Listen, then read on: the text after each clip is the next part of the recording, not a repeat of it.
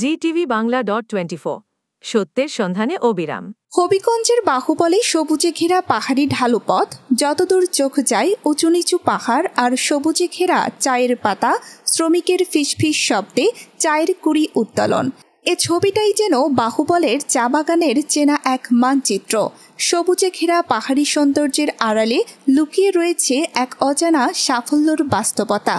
সিলেট বিভাগের হবিগঞ্জের বিভিন্ন চা বাগানের শ্রমিকদের ভিন্ন এক জীবনযাপন। চা শ্রমিকরা সারাদিন মাথার ঘাম পায়ে ফেলে সচল রাখেন দেশের অর্থনীতির চাকা।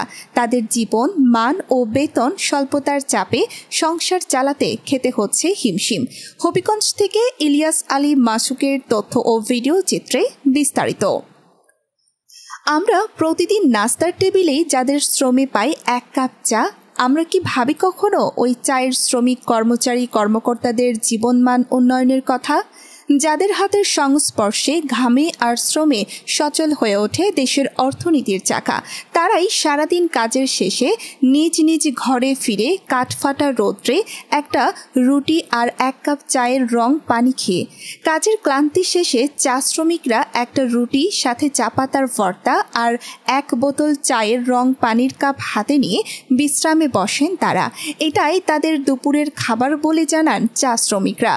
নারী শ্রমিকরা চোখে পড়লেও দেখা যায়নি তেমন, পুরুষ শ্রমিকদের চোখে পড়ে খুবই কম।